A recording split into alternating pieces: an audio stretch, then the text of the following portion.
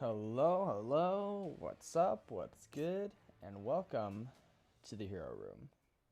Now, today we are going to be reviewing a classic, an oldie, somebody from Kingdom Rush by the name of Sha'tra.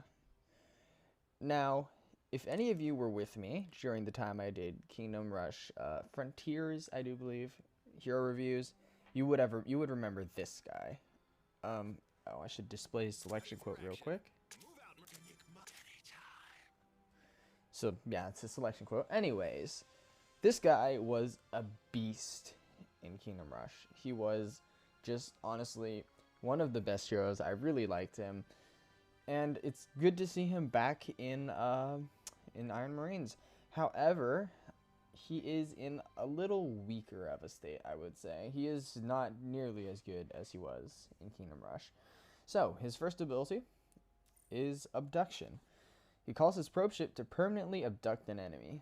What kind of encounter is it? When an alien abducts another alien. Now, the cooldown on this is very slow, as you would imagine for one of the hardest removals in the game. And by hard removal, I mean not difficult removal, but hard removal as in you can literally delete one person from the game.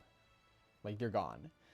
So, of course, you can't select the person that you want removed. You can only, but the ship tends to target the highest rank enemy, like the most threat, like the biggest guy. It'll abduct that alien. So that's usually very helpful, but it is on a very slow cooldown. Now, the first rank, this first upgrade for this ability is called Taxidermy. Sha'tra deals double damage for a few seconds after abducting an enemy. Now that is okay. It's not a horrible augment. Being able to deal double damage is always nice. But it doesn't seem like it has anything to do with the abduction, so it's a little strange. It's an okay rank up, I suppose, but it's only for a few seconds as well. Now, the second rank, second augment, is called Taxidermy. Every abducted enemy generates a few credits. Now, I don't particularly like this upgrade. Maybe you want a lot of money, maybe you want to hoard some money, hey, then good for you. But in terms of general combat power, this gives you absolutely nothing. It just gives you a few extra credits at the end of the game. I think there was a lot more potential for this. Maybe have two ships swoop in and steal two guys. Maybe that might be a little OP, a little strong. But it still sounded like a lot more fun than get a couple credits. And yeah. Now, his second ability is called Purification Protocol. You summon a fighter squadron to swipe and clear the area surrounding Sha'tra. They do not cut in peace. Now, this ability is, I would say, his bread and butter. I'd say this is his best ability, absolutely. It has a fast cooldown, good damage, good area of effects. Yeah, it's the ability. And the two augments for it are Spread Strike and Red Squadron. Spread Strike, the first augment, allows the fighters to swipe a larger area, so range increase. And the second, Red Squadron, calls special fighters that deal more damage. So basically, larger area, more damage. I suppose that's cool. It's a stat increase for the ability. It's nothing really interesting though, which kind of sucks. I do believe there's a lot more potential for this. And his third ability is Lineria's Gem. Sha'tra takes souvenir from every world he visits, like this mysterious red gem that increases his health and death explosion. Now, I do believe I mentioned this in Kingdom Rush, and I'll say it again. I do not like ability slots taken up by stat increases. See, with Ajax, at least his stat increase was like, oh, he gains health, like he regenerates health over time. And that's kind of nice, but this is simply an increase in health. He just gains health and death explosion. Like, that's kind of garbage, in my opinion, actually. Of course, he is a melee character, and having more health is nice for hitting people. But even then, I don't think you should take up an entire slot simply for health. And then the rank ups, the augments, aren't very good either. The first rank up is a chance to reduce your respawn time by half. Now, I'm not sure what the percentage is to reduce your respawn time by half, but I don't like it. Usually with chance, I'm okay with chance abilities like Fate's chance to insta kill.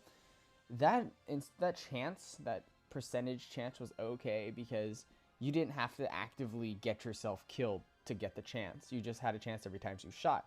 But with this guy, you have to have a chance to respawn by killing yourself. You have to actually die to have that chance to respawn, which means if you don't want to die, then it's a dead increase, and it's not even guaranteed to decrease respawn time.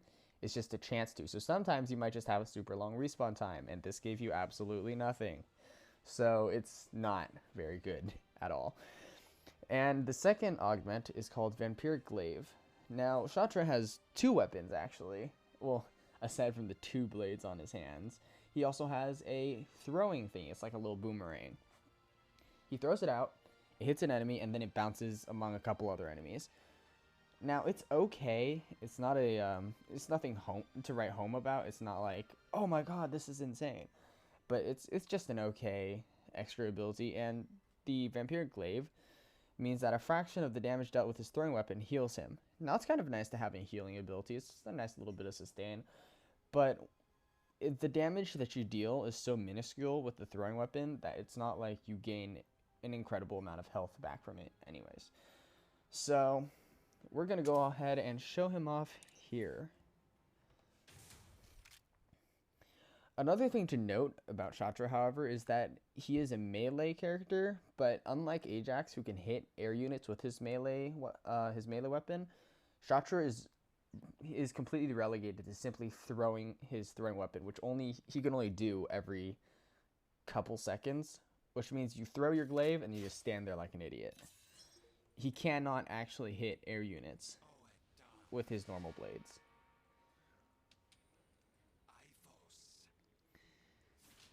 Alright, so that's his throwing weapon. Yeah, as you can see, very, very little damage.